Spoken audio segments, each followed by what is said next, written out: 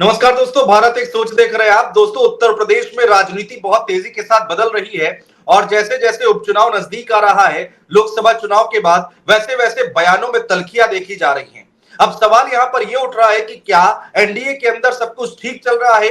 क्या जयंत चौधरी और भारतीय जनता पार्टी के बीच में सब कुछ ठीक चल रहा है? क्योंकि संगीत सोम है, फायर ब्रांड नेता के तौर पर उनको जाना जाता है भारतीय जनता पार्टी के पश्चिमी उत्तर प्रदेश में। हालांकि 2022 का चुनाव संगीत सोम हार गए थे, सरदना से चुनाव लड़ रहे थे और अतुल प्रधान ने उनको हरा दिया था। समाजवादी पार्टी के नेता थे और अब विधायक हो चुके हैं। तो संगीत सोम ने एक बयान दिया, नाम तो नहीं लिया, लेकिन उन्होंने ये कहा कि 1.5 जिले की पार्टी, 1 जिले का नेता। लोग ये कह रहे हैं कि चर्चा हो रही है कि ये जो बयान दिया है वो जयंत चौधरी के लिए दिया है। अब दोस्तों, कहानी ये है कि उपचुनाव में आरएलडी जो है वो 2 सीटें मांग रही है। 2 सीटें मांगने पर अगर 2 सीटें यहां पर दे दी जाती है जयंत चौधरी को, तो यहां पर संगीत सोम मुंह फुला लेंगे। और अगर 2 सीटें नहीं दी जाती और संगीत सोम को कोई कड़ाई से कुछ पार्टी आला कमान की तरफ से निर्देश नहीं जारी किए जाते हैं, तो जयंत चौधरी का मुंह फुलाना लाजमी है। तो कुल मिलाकर किसी ना किसी का तो मुंह फूलेगा। लेकिन इस मुंह फूलने के पीछे की राजनीति क्या है? जयंत चौधरी के राजनीतिक सफर पर सवालिया निशान उठ रहे हैं कि उन्होंने जो फैसला लिया है 2024 के चुनाव से ठीक पहले, क्या वो ठीक था? इसी पर बातचीत करने के लिए प्रशांत शुक्ला पत्रकार हमारे साथ मौजूद है। प्रशांत, आपका बहुत स्वागत है। प्रशांत, जरा एक बात मुझे समझाइए कि आखिर एनडीए के अंदर चल क्या रहा है और खासकर पश्चिमी उत्तर प्रदेश की पॉलिटिक्स जयंत चौधरी को लेकर किस ओर जा रही है? देखिए, जयंत चौधरी की राजनीति मुझे लगता है मौजूदा वक्त में अगर हिंदुस्तान की राजनीति में कोई सबसे ज्यादा फिसड्डी नेता है, कोई सबसे ज्यादा किसी भी नेता ने, मुझे लगता है सबसे ज्यादा अगर किसी ने इमेच्योर फैसले लिए हैं वो जयंत चौधरी हैं आज की तारीख में भारत की राजनीति में। क्योंकि आप देखिए, जयंत चौधरी की ही एज ग्रुप में तमाम सारे लीडर्स हैं इस वक्त। आप अखिलेश यादव की बात कर लीजिए, आप बिहार में आप रामविलास पासवान के बेटे चिराग पासवान की बात कर लीजिए, आप तेजस्वी यादव की बात कर लीजिए। ये जो पूरी की पूरी एक पौध है राजनीति की, ये अपनी अपनी लेगेसी को संभालने वाले हैं। और इनमें आप देखिए, अगर कोई सबसे ज्यादा फिसड्डी है, अगर कोई सबसे ज्यादा सियासत को समझ नहीं पा रहा है, तो वो जयंत चौधरी हैं। मैं जयंत चौधरी से थोड़ा सा और एक कदम आगे जाऊंगा।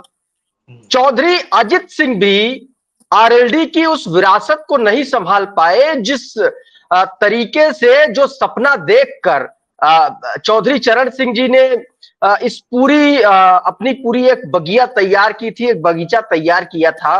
पश्चिमी उत्तर प्रदेश ही नहीं, मैं तो कहूंगा पूरा का पूरा उत्तर प्रदेश उस वक्त देखता था।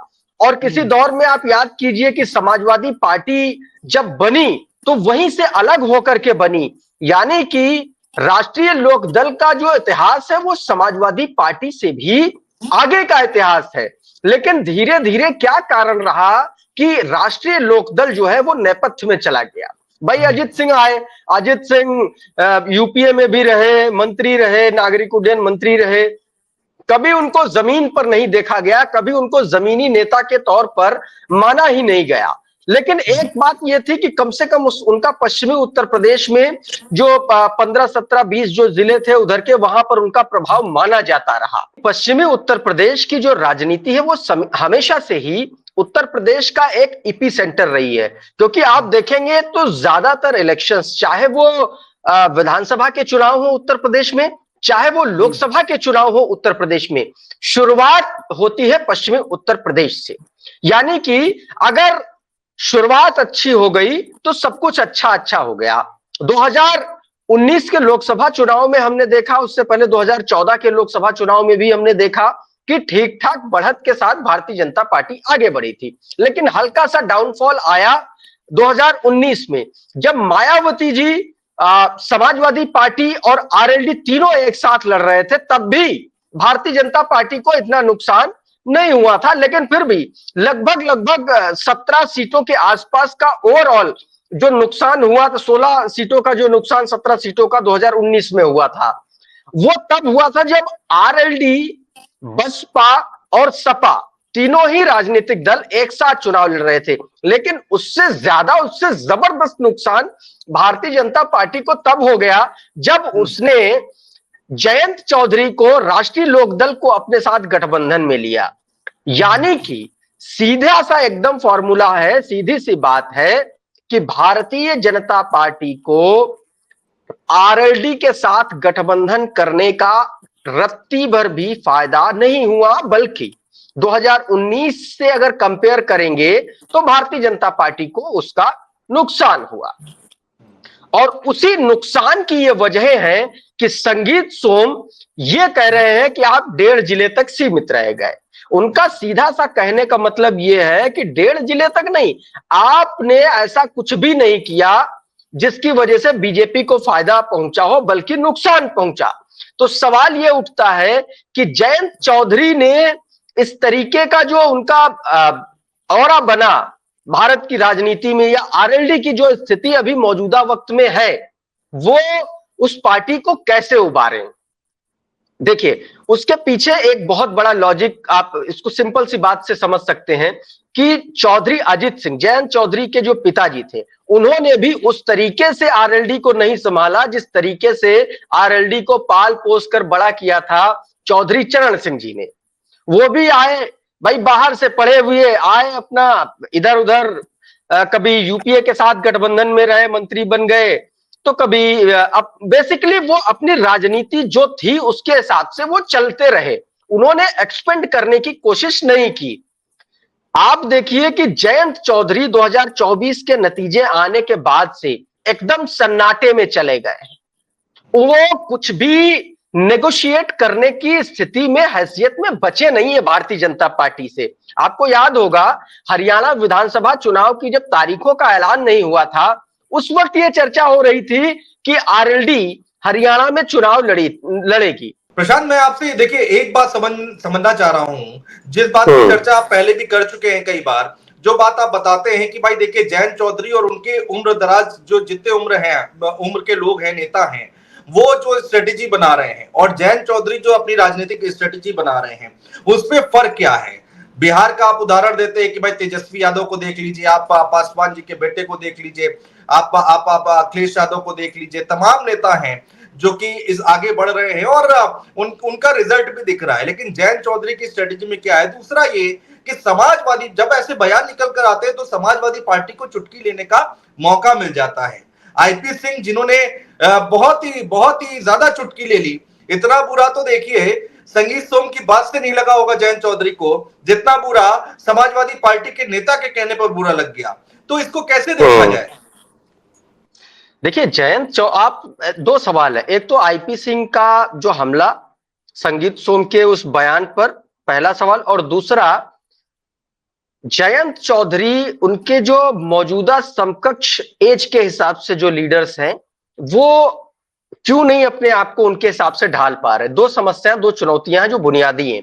पहली बात तो ये, जो जयंत चौधरी और आरएलडी का जो वोटर बेस है, वो उत्तर प्रदेश में कुछ खास जिलों तक सीमित है, यानी कि पूरे उत्तर प्रदेश में इनके वोटर्स का पेनिट्रेशन नहीं है, पहली बार।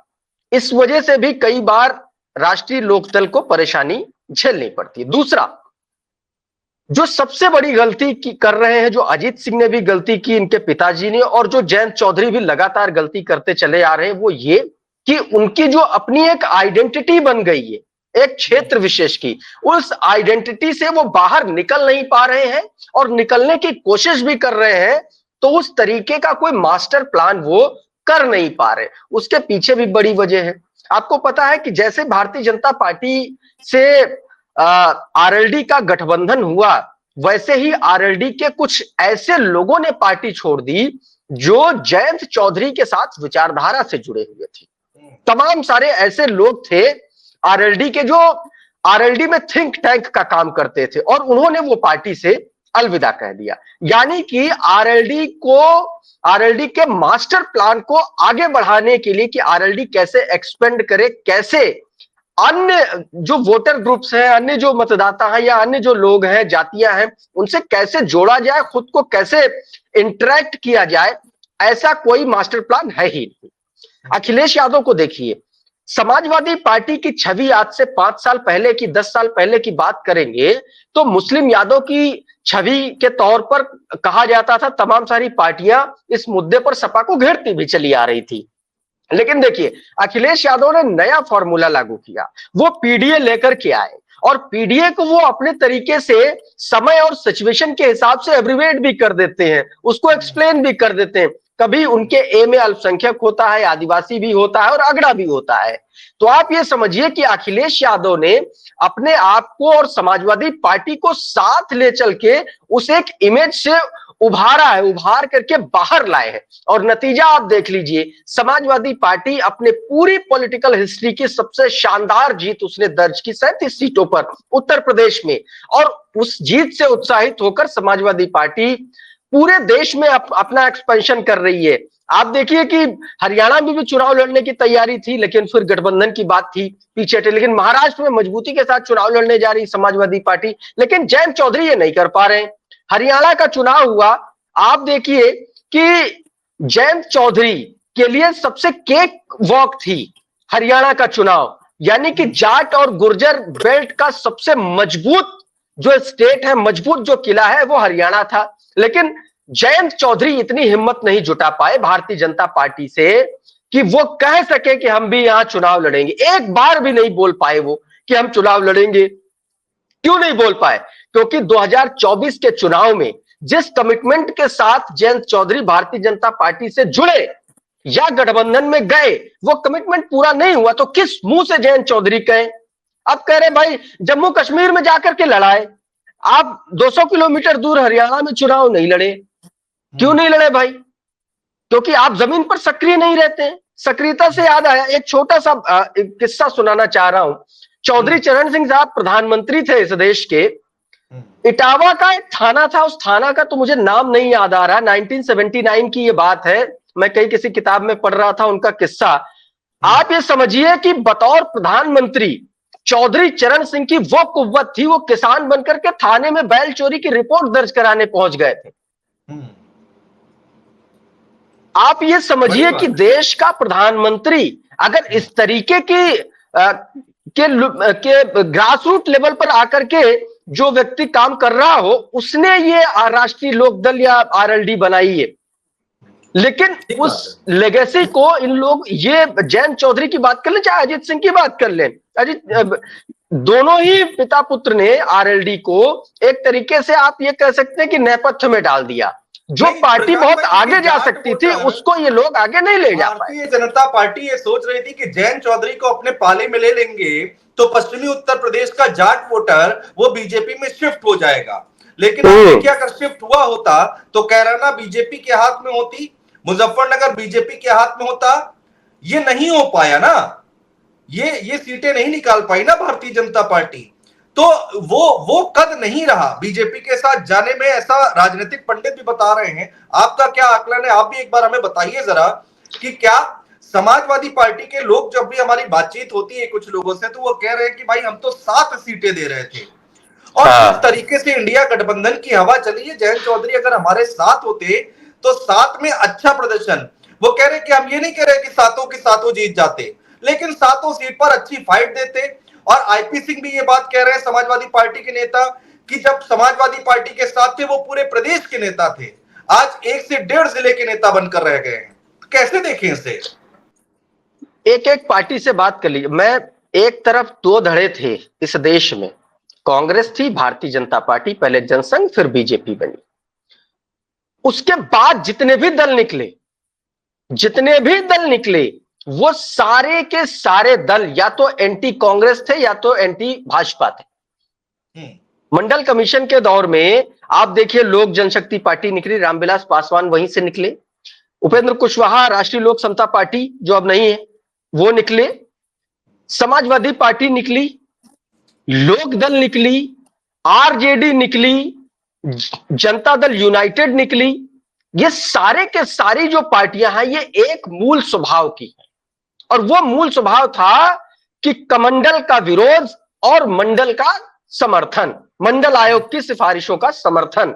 यानी कि अति पिछड़ा, पिछड़ा या ओबीसी वर्ग को जो आरक्षण की जो रिकमेंडेशंस थी वो लागू होने के खिलाफ जो भारतीय जनता पार्टी मंडल कमीशन कमंडल चला रही थी, मंडल के अगेंस्ट में, उसके खिलाफ ये सारी पार्टियां लामबंद थी, ये सारे नेता लामबंद थे। और उसके बाद इन सब ने अपनी अपनी पार्टियां बना ली। ये भूमिका बनाने का मेरा सिर्फ इतना उद्देश्य है कि मूल स्वभाव जो आरएलडी का है ना, वो भाजपा से मेल नहीं खाता।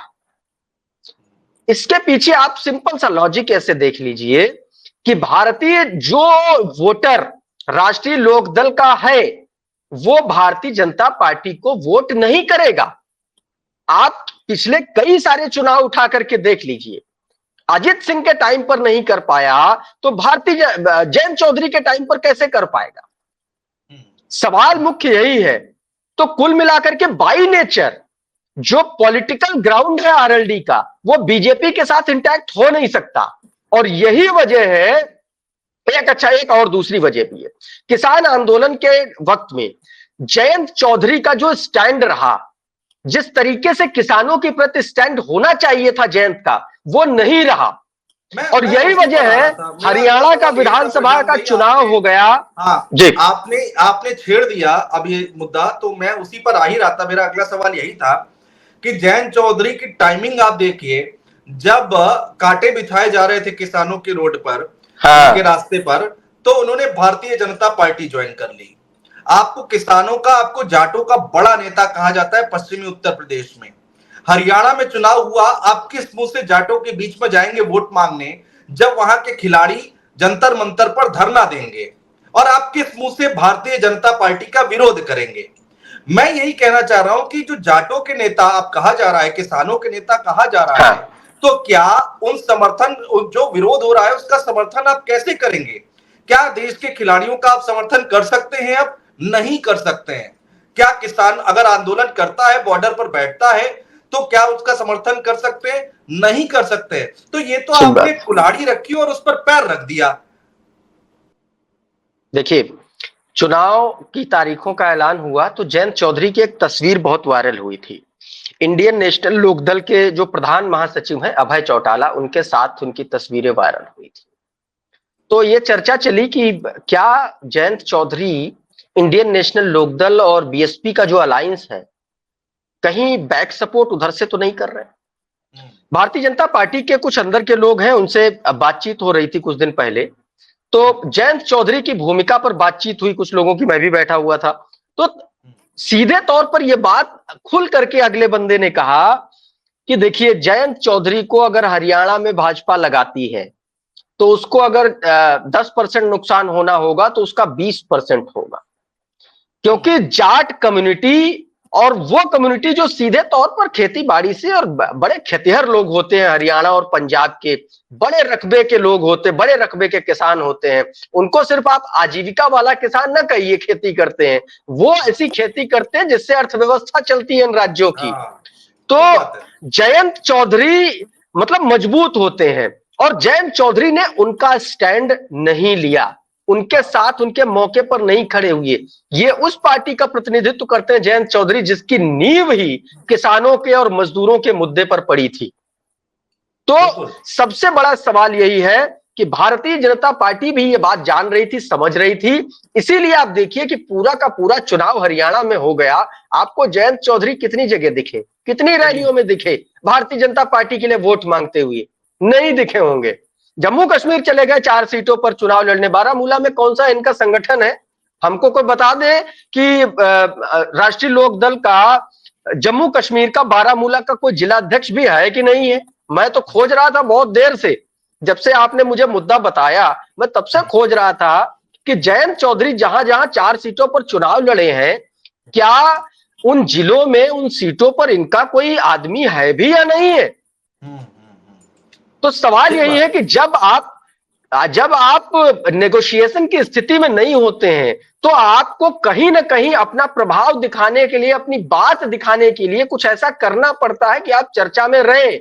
और इसीलिए आप जम्मू कश्मीर गए। अब कहा जा रहा है कि झारखंड में चुनाव लड़ेंगे। हाँ, नहीं, इस बात की क्या गारंटी है प्रशांत भाई कि मान लीजिए भारतीय जनता पार्टी इनको उपचुनाव में एक भी सीट नहीं देती? हालांकि मीरापुर में दावेदारी मजबूत है, क्योंकि इनके विधायक थे चंदन चौहान, वो जीते हैं, खैर की सीट और मांग रहे हैं। चलिए मैं कहता हूं कि अगर मान लीजिए बीजेपी का मन नहीं हुआ और उन्होंने दया दृष्टि नहीं दिखाई इनके ऊपर, जयंत चौधरी के ऊपर, तो क्या गारंटी है कि जयंत चौधरी ऐसे ही अपना गुस्सा पीकर बैठे रहेंगे, खून का घुट जयंत पीकर चौधरी के बैठे पास रहेंगे कोई और दूसरा कहेंगे ऑप्शन भैया हम नहीं है तो नितिन। मंत्री ठीक है। हाँ, वही बात है ना, जयंत चौधरी के पास अब ऑप्शंस नहीं है, कम से कम अभी 2 साल और। जयंत चौधरी का कोई भी कुछ भी डिसीजन होगा तो वो विधानसभा चुनाव से ऐन पहले होगा, अभी फिलहाल नहीं होगा, क्योंकि उनके पास ऑप्शन नहीं है। और पार्टी चलाने के लिए, संगठन चलाने के लिए, क्योंकि सत्ता में बहुत दिनों से जयंत चौधरी भी नहीं थे, आरएलडी नहीं थी कभी भी, तो बहुत दिनों के बाद उनको सत्ता का सुख भोगने का मौका मिला है। और उसी वक्त कोई भी पॉलिटिकल पार्टी होती तो वो चाहती कि भाई आप कम से कम पावर में रहते हुए अपनी पार्टी को मजबूत कर लें, ना कि विपक्ष में रहते हुए। तो अभी चाहे जितना कड़वा घूंट पीना पड़े, जयंत चौधरी पीते रहेंगे। उसके बाद में आप देखेंगे 27 का जब चुनाव होगा तब ये देखना होगा कि जयंत चौधरी का क्या स्टैंड रहता है, वो क्या फैसला लेते हैं। लेकिन तो इस उपचुनाव बात की की जो क्या बात आपने गारंटी की, है कि संगीत सोम जैसे और बयान निकलकर बीजेपी की तरफ से सामने नहीं आएंगे, और अगर आएंगे तो फिर उस पर कोई कार्रवाई नहीं होगी बीजेपी की तरफ से? इस पर ये तो आपसी लड़ाई चलती रहेगी, ये तो मनमुटाव चलता रहेगा। हाँ बिल्कुल बिल्कुल। अब आप देखिए कि पिछले दिनों भारतीय जनता पार्टी के ही 2 नेता आपस में भिड़ गए, संगीत सोम और संजीव बालियान का भी अपना आपस में उनका एक राइवलरी हमेशा चलता रहता है। इसके अलावा एक और विधायक है, मुजफ्फरपुर की सीट है, मेरे ख्याल से चरथावल सीट से विधायक है वो। तो ये विवाद वहां चल रहा है। मुख्य सवाल ये है कि विधायकी के चक्कर में क्या जयंत चौधरी अपनी पार्टी का बंटाधार करेंगे या नहीं करेंगे। और ये बात जयंत को बहुत अच्छे से पता है, और ये कमजोरी भारतीय जनता पार्टी ने पकड़ ली। नहीं प्रशांत तो भाई, एक बात ना और है, मरता तो क्या करता, जयंत एक चौधरी बात के और लिए है प्रशांत एकमात्र भाई। रास्ता है हाँ, एक कि बात और है कम प्रशांत से भाई कम कि 1.5 साल अभी वो भारतीय जनता पार्टी में बने रहेंगे, क्योंकि समाजवादी पार्टी में या किसी अन्य दल में अभी वो जाने की ना तो स्थिति में, ना तो अब समाजवादी पार्टी हाल फिलहाल में उनको लेने की स्थिति में होगी भी। हाँ नहीं, अभी तो क्योंकि मनोबल बढ़ा हुआ हाँ, है समाजवादी पार्टी का, वो तो कहीं से कहीं तक लेने की अभी स्थिति जरूरत नहीं है। नहीं है समाजवादी पार्टी हाँ, को जयंत चौधरी की।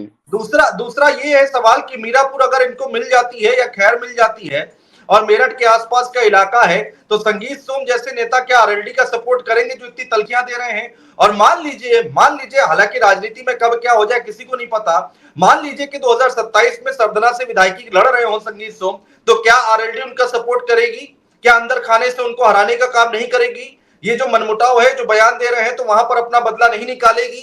तो ये सब सवाल उठते हैं ना। देखिए, जब दुश्मनी सालों की होती है, और इसको दुश्मनी भी नहीं कहेंगे, इसको कहेंगे भाई साहब हमको अपनी हैसियत मजबूत और ऊंची रखनी है, अपने विधानसभा क्षेत्र में, अपने इलाके में अपना दबदबा कायम रखना है। ये पूरी की पूरी लड़ाई दबदबे की, और दबदबे की लड़ाई 1-2 महीने नहीं चलती है, वो 1-2 पुश्तों तक चलती रहती है।